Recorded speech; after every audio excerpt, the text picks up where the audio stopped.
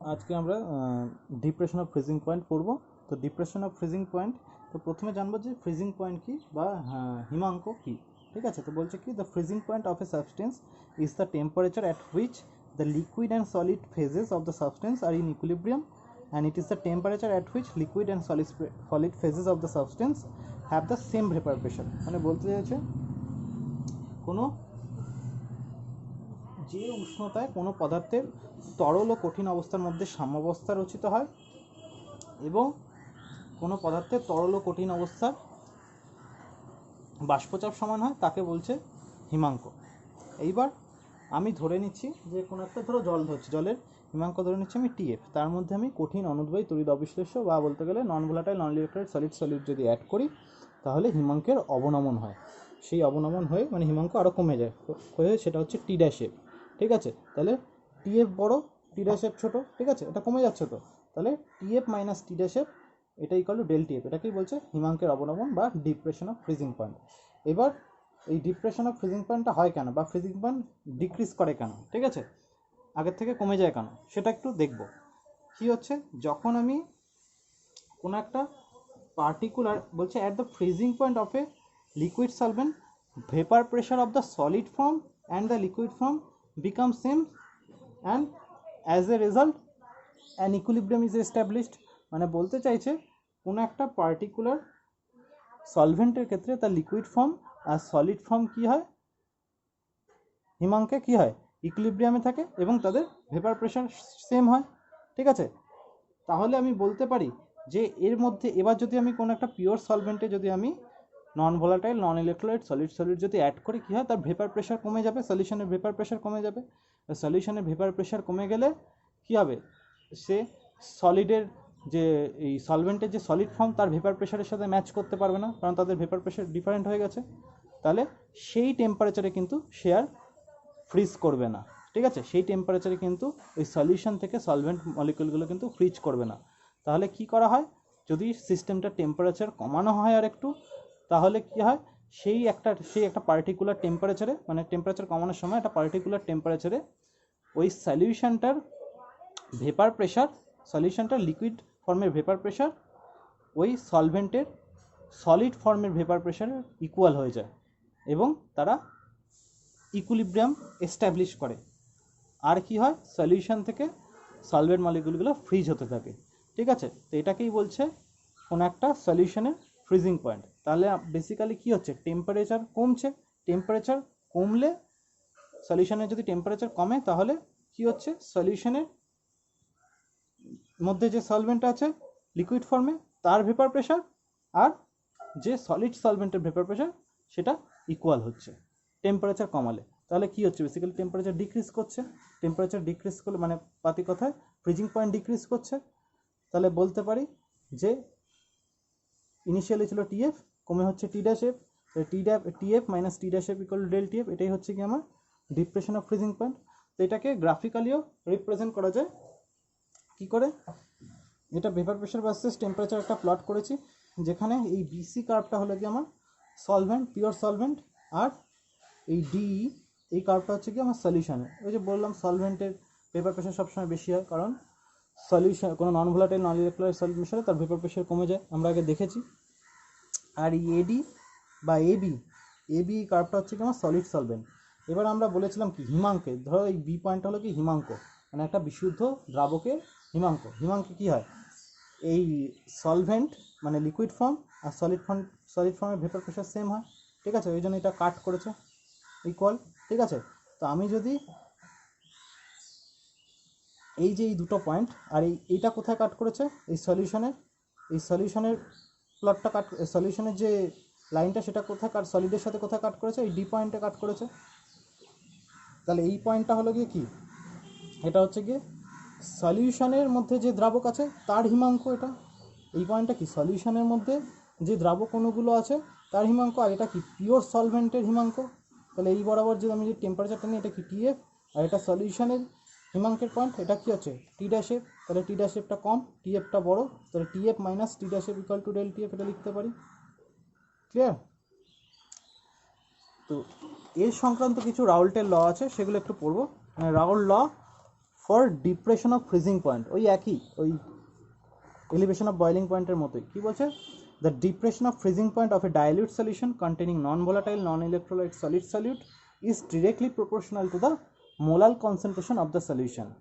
মানে বলতে চাইছে কোনো একটা দ্রাবকে কঠিন অনুদ্বায়ী তড়িৎ অবিশ্লেষ্য দ্রাব যোগ করলে দ্রবণের হিমাঙ্কের যে অবনমন হয় তা তার মোলাল গাঢ়ত্বের সমানুপাতিক। ওই একই del TF proportional to M, where del TF is equal to K F into F. K এফটা কি আবার? কে এফটাকে বলে মোলাল হিমাঙ্ক উন্নয়ন ধ্রুবক, মোলাল হিমাঙ্ক অবনমন ধ্রুবক বা ক্রায়োস্কোপিক কনস্ট্যান্ট, ক্রায়োস্কোপিক কনস্ট্যান্ট, বা বলতে পারি মোলাল হিমাঙ্ক অবনমন ধ্রুবক বা হিমাঙ্ক ধ্রুবক। ঠিক আছে, তা আবার ডেল টিএফ এর জায়গায় TF minus T dash F equal to K F into M, এই লাইনটা লিখতে পারি। ঠিক আছে, তো এর সেকেন্ড ল দেখবো একই রকম পুরো। তো কি বলছে? Equimolar quantities of different non volatile non electrolyte solid dissolve separately in the same quantity of a particular solvent lower the freezing point to the same extent. মানে ওই একই দুটো সেম পরিমাণ সলভেন্টে দুটো আলাদা নন ভোলাটাইল নন ইলেকট্রোলাইট সলিডে যদি same মোল পরিমাণ add করি উভয় ক্ষেত্রেই হিমাঙ্কের অবনমন এক হয়। এটা হচ্ছে রাউল্টের সেকেন্ড ল। ঠিক আছে, এরপরে পড়বো depression of freezing point is a colligative property. ঠিক আছে, ওই একই রকমভাবে আগেরগুলো যেভাবে ডিফাইন করেছে ওইভাবেই এক্সপ্লেন করেছে, সেইভাবেই যে দুটো আলাদা পাত্রে মানে সেম মানে পাত্র দুটো সেমই হবে, একই ভলিউমের হবে, সেম পরিমাণ সলভেন্ট নিয়ে তাতে যদি দুটো আলাদা টাইপের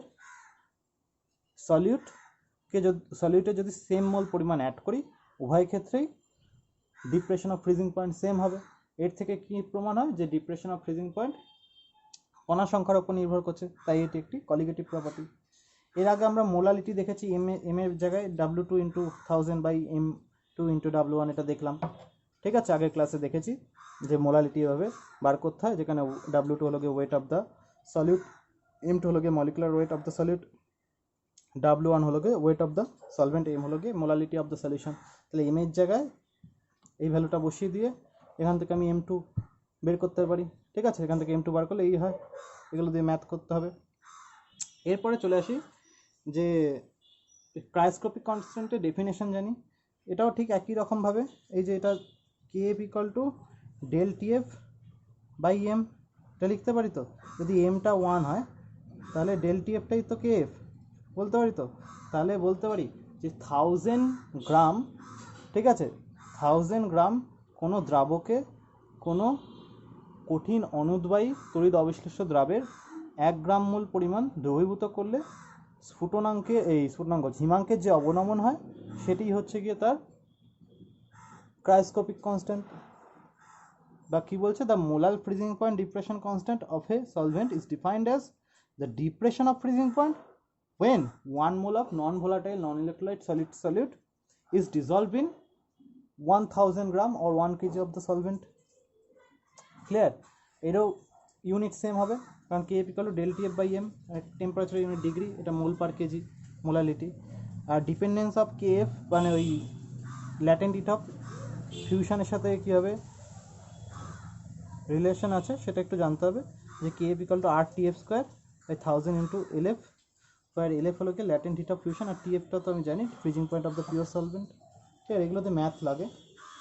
আরেকটা কোশ্চেন আসে যে molal cryoscopic constant of water is 1.86 degree centigrade mole এই কেজি মোল ইনভার্স। তো এটা কি? ওই একই রকমভাবে যেরকম মোলাল স্ফুটনাঙ্ক পড়েছিলাম ওইটাই, যে it means freezing point of the pure solvent decrease by 1.86 degree when 1 mole of non-electrolyte non-volatile solute is dissolved in 1000 gram of the solvent, মানে 1000 গ্রাম কোনো 1000 গ্রাম অফ ওয়াটার আর কি। ঠিক আছে, এখানে ওয়াটারে বলেছে। তো 1000 গ্রাম বিশুদ্ধ জলে কোনো কঠিন অনুদ্বায়ী তড়িৎ অবিশ্লেষ্যের 1 গ্রাম অণু দ্রবীভূত করলে দ্রবণের হিমাঙ্কের অবনমন হয় 1.86 ডিগ্রি, বা বিশুদ্ধ জলের হিমাঙ্ক অপেক্ষা দ্রবণের হিমাঙ্ক 1.86 ডিগ্রি কম হয়। ঠিক আছে, এইরকম এগুলো দেয় কোশ্চেনে। এরপরে চলে আসবো, এরপরে যে কলিগেটিভ প্রপার্টিটা পড়বো, fourth colligative property osmotic pressure.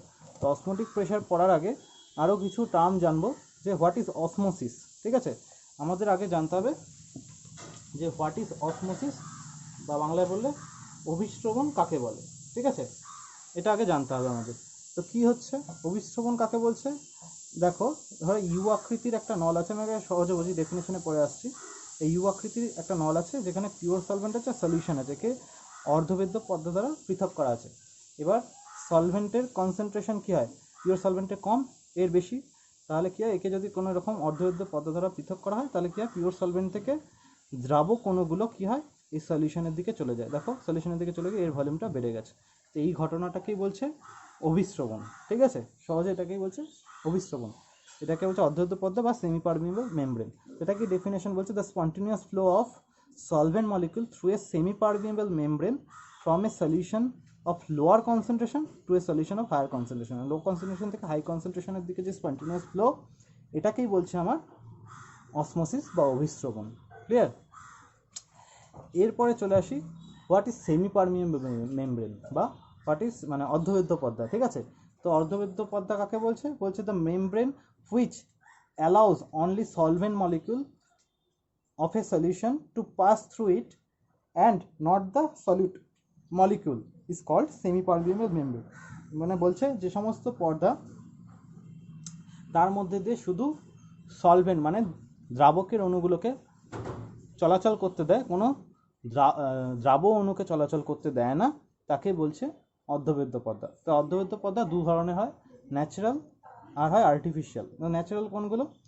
Animal bladder, ঠিক আছে, এগ সেল, ঠিক আছে, তারপরে মেমব্রেন অফ প্ল্যান্ট সেল, এগুলো হচ্ছে সব অর্ধবেদ্য পর্দা। আর আর্টিফিশিয়াল কি? আর্টিফিশিয়াল হলো কি কিউপিক ফেরোসায়ানাইডের লেয়ার তৈরি করা যায়। ঠিক আছে, এগুলো হচ্ছে কি artificial semi permeable membrane. Clear? এরপরে যে টার্মটা আসবো, যে বলছে অসমোটিক প্রেশার। তো অসমোটিক প্রেশার কি বলছে? অসমোটিক প্রেশার আগে একটা সহজে বুঝিয়ে নিই। ধরো এইখানে একটা, এখানে ছবিটা আঁকা হয়নি, সেমি পারমিয়েবল মেমব্রেন আছে, এখানে পিওর সলভেন্ট, এখানে সলিউশন। তাহলে নর্মালি কী হয়, সলভেন্ট থেকে সলিউশনের দিকে মলিকুলগুলো যাবে, সলিউশনের ভলিউম বেড়ে যাবে, তাই তো? তাহলে বলছে এই সলিউশনের দিকে বা বেশি গাঢ়ত্বের দিকে মিনিমাম যে প্রেশার অ্যাপ্লাই করলে, ঠিক আছে, এখানে একটা প্রেশার অ্যাপ্লাই দেখো, ধরো এখানে ধরো পাই পরিমাণ প্রেশার অ্যাপ্লাই করেছি, ঠিক আছে, যে পরিমাণ প্রেশার অ্যাপ্লাই করলে এই অভিস্রবণটা বন্ধ হয়ে যায়, মানে সলভেন্ট থেকে সলিউটের দিকে, এই সলিউশনের দিকে কোনো সলভেন্ট মলিকুল আসে না, মানে অভিস্রবণ বন্ধ হয়ে যায়, সেই প্রেশারটাকে, সেই মিনিমাম প্রেশারটাকে বলছে অসমোটিক প্রেশার। হচ্ছে when a solution is separated from its pure solvent by a semi-permeable membrane, the minimum pressure which must be applied on the solution side to stop the process of osmosis completely is called the osmotic pressure of the solution. ঠিক আছে, তাহলে minimum যে pressure solution সাইডে apply করলে এই overall osmosis প্রসেসটা বন্ধ হয়ে যায়, তাকে বলছে অসমোটিক প্রেশার। তো এই অসমোটিক প্রেশার সম্পর্কিত ভ্যান টপের কিছু ল আছে, সেইগুলো একটু দেখবো। তিনটে ল আছে। তো প্রথম লটা কি বলছে? At constant temperature the osmotic pressure of a dilute, বলছে the at a constant temperature the osmotic pressure of a dilute solution of non-volatile, just এগুলো কেটে দিচ্ছি আমি বলছি, the at a constant temperature the osmotic pressure of a dilute solution of non-volatile non-electrolyte solute is directly proportional to the molar concentration of the solution. মানে বলতে চাইছে স্থির উষ্ণতায় কোনো অনুদ্বায়ী তড়িৎ অবিশ্লেষ্য কঠিন দ্রাবের লঘু দ্রবণের অভিস্রবণ চাপ ওই দ্রবণের মোলাল গাঢ়ত্বের সমানুপাতিক। ঠিক আছে, এখানে পুরো লটা লেখা নেই, যাই হোক। তো এটাকে আমি সিম্পল লিখতে পারি যে পাতিকতা কি, অভিস্রবণ চাপ তার দ্রাবের মোলার গাঢ়ত্বের সমানুপাতিক। মোলার মানে এটা ক্যাপিটাল এম, মোলার, এতক্ষণ যা পড়ছিলাম সব মোলাল, স্মল এম। ঠিক আছে, তাহলে অ্যাট এ কনস্ট্যান্ট টেম্পারেচার এটা এর সাথে সমানুপাতিক হতে হবে। তাহলে এটা pi proportional to C where T equal to constant. Second লটা কি বলছে? At a given concentration the osmotic pressure of a dilute solution of non volatile non electrolyte solid solute is proportional to the absolute temperature. তাহলে where pi proportional টি, টি যখন C হলো কি constant. বলছে স্থির বা নির্দিষ্ট গাঢ়ত্বে কোনো অনুদ্বায়ী তড়িৎ অবিশ্লেষ্য কঠিন দ্রাবের লঘু দ্রবণের অভিস্রবণ চাপ দ্রবণের পরম উষ্ণতার সমানুপাতে, ঠিক আছে। তো pi proportional to T where C is constant. আর থার্ড লটা কি? থার্ড লটা ওই আগের মতোই ল, বলছে equimolar quantities of different non volatile non electrolyte solute dissolve separately in the same volume of a given solvent produce same osmotic pressure. মানে ওই বলছে যদি কোনো দুটো আলাদা সলিউটের যদি ইকুইমোলার কোয়ান্টিটি সেম পরিমাণ সলভেন্টে অ্যাড করি, উভয় ক্ষেত্রেই অভিস্রবণ চাপ সমান হয়। ক্লিয়ার? এই হলো গিয়ে ভ্যান টপের 3টে ল। তো এই ভ্যান টপের 3টে লকে যদি একসাথে লেখা যায়, বা van Hoff equation of osmotic pressure কাকে বলছে? এই pi proportional to C where when T is constant, আর pi proportional to T where C is constant। তাহলে লিখতে পারি pi proportional to CT where C and T আর variable, তাই তো, পরিবর্তিত হবে। তাহলে লিখতে পারি pi equal to CRT where R equal to constant. তো এখানে আরটা হলো কি ইউনিভার্সাল গ্যাস কনস্ট্যান্ট, ঠিক আছে, আরটা হলো কি ইউনিভার্সাল গ্যাস কনস্ট্যান্ট। এইবার চলে যাই osmotic pressure of a solution is a colligative property. ওই একই রকমভাবে এক্সপ্লেন করবো যে দুটো সমপরিমাণ সলভেন্টে যদি দুটো ডিফারেন্ট সলিউট সেম মোল পরিমাণ যদি অ্যাড করি, উভয় ক্ষেত্রেই অভিস্রবণ চাপ সমান হয়। যেহেতু সেম মোল পরিমাণ অ্যাড করেছি, তাহলে সেম নাম্বার অফ মলিকুল থাকবে, তাহলে দ্রবণে অভিস্রবণ চাপ কণা সংখ্যার উপর নির্ভর করছে, তাই এটা একটা কলিগেটিভ প্রপার্টি। এরপরে চলে আসি determination of molecular weight of the solute. Molecular weight কী করে বার করবো? আমরা মোলারিটি বার করা দেখেছি, ক্যাপিটাল এম, ঠিক আছে। এখানে সিটা হচ্ছে গিয়ে কনসেন্ট্রেশন ইন মোলারিটি, ঠিক আছে। মোলারিটি ইকুয়ালটা আমরা দেখেছি W/m ইন্টু ভি, যেখানে এমটা কী ছিল?